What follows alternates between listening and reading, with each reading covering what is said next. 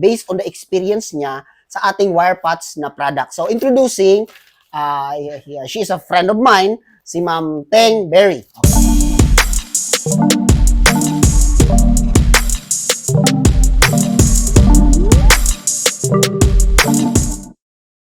Okay, good morning everyone.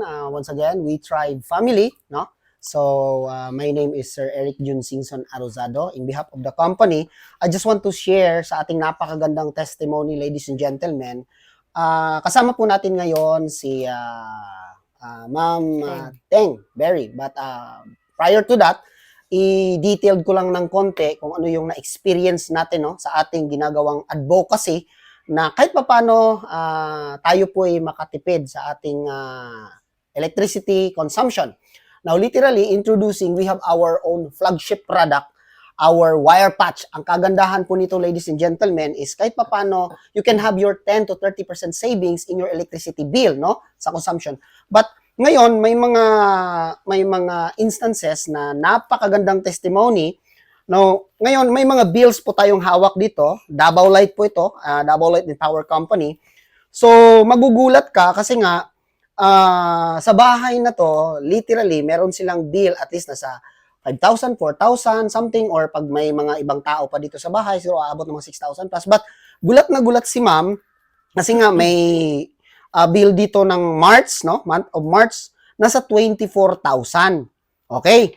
At, ang nakakalungkot, kasi nga pala, napansin ng mga taga Davao Light na bakit unti-unting bumababa ang kanilang monthly bill.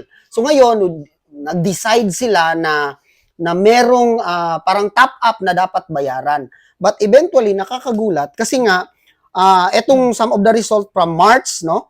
March, merong 24,000, and then April, merong 17, and then May, then naging 13,000 also, and then meron ding 6,300, okay? And then, month of, eto na, nung November, no? Month of November, nasa 3,000. Ang pinaka nakakagulat dito, ladies and gentlemen, kasi we have result, okay, na 336. Ito po yung pinaka-latest, no? Na bills natin na December to January, nasa 336 na lang. No, ngayon, meron tayong some explanation kasi nga, dati-rati nung napunta ako dito, parang binaliwala lang ni ma'am, no, ang ating produkto, but eventually naramdaman niya that the product is really working. So, I just want to share na meron pong testimony si ma'am based on the experience niya sa ating WirePots na product. So, introducing, she is a friend of mine, si Ma'am Teng Berry. Okay? So, palakpakan naman natin. Ayan. Okay po. Ayan, si Ma'am Teng. Anyway, so ano ba? Good noon or Yes, good okay. morning pa ba? Okay. Anyway, thank you kay Pastor Eric and our president or CEO ng ating We Tribe. We Tribe. No? Ang ganda naman ng pangalan, We Tribe. Anyway, so my name is Liberty, pero angga na ko Teng Berry. So from Davao City.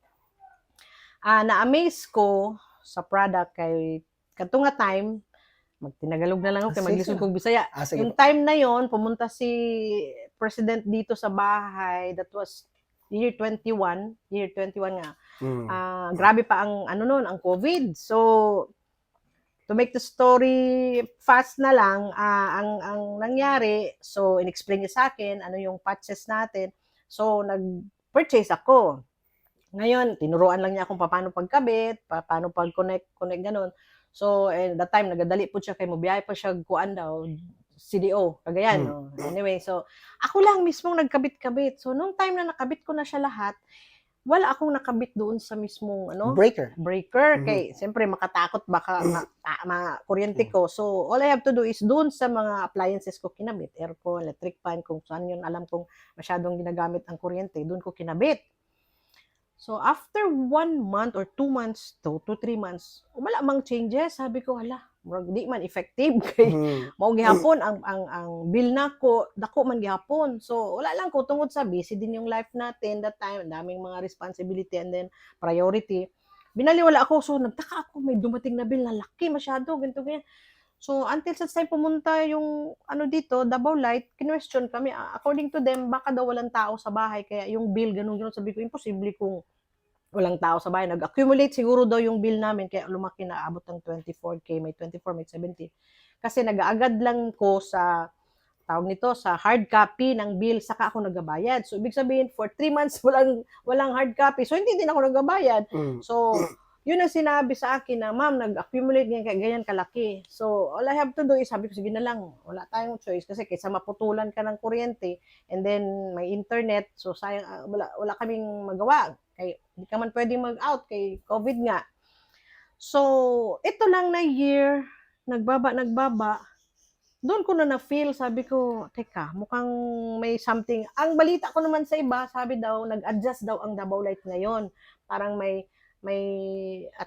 tawag to, inaano sila na adjustment, kilowatt hour use. Oo, may adjustment daw na, rate. kasi doon, pag maghatid ako ng mga bata sa school, yung mga parents, nagsasabi, uy, dati ang bill namin ganito, ngayon nagbaba, ganyan.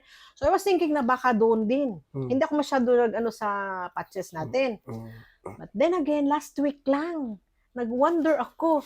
So, nag-advance pa ako. Pumunta ako ng SM, nag-advance ako ng bayad ng worth 3,000 kasi ang alam ko is 3,100 plus na yung bill namin.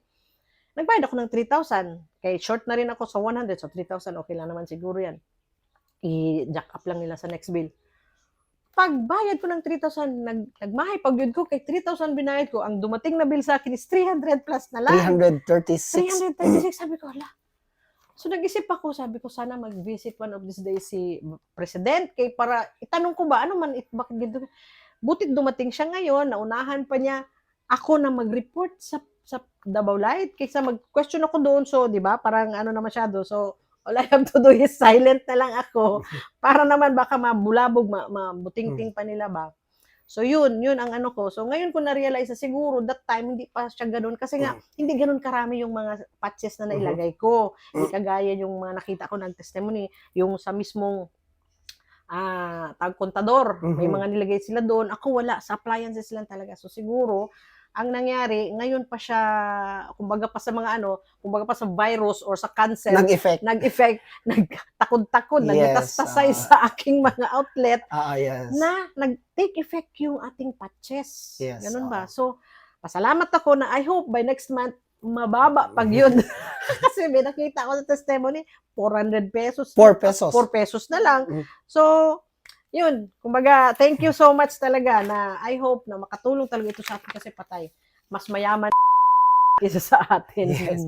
Okay, that's all. Thank you. Okay, all right, guys. So, yun po no, napatunayan natin na etong ating product, this is not a chamba or else yung tinatawag na parang suntok sa buwan na result. Kasi we have a tons of testimony even into the Dunkin' Donut and so also some residentials na nakakagulat, nakaka-enjoy na sila ng 1 to 2 years na nagbabayad na nasa 5 pesos na lang, 4 pesos na lang. Now, eventually, this is so mind-blowing, but napakaganda nito, you must try the product because you will never know unless you will try. Yun lang naman yung patunayan natin eh. Kung gaano ka, totoo po yun. Kung gaano kaganda yung product, you must try the product. Kasi pag ikaw mismo, you have your own personal testimony on the product, napakagandang mag-share po sa ating mga kamag-anak, kaibigan, na ito po yung makakatulong sa lahat. Now, introducing once again our flagship product, our wire patch. This is Japan technology, advanced metal technology, conditioning technology. Ang ginagawa, the moment ibalot into the wire, magkakaroon ng enhancement sa daloy ng kuryente.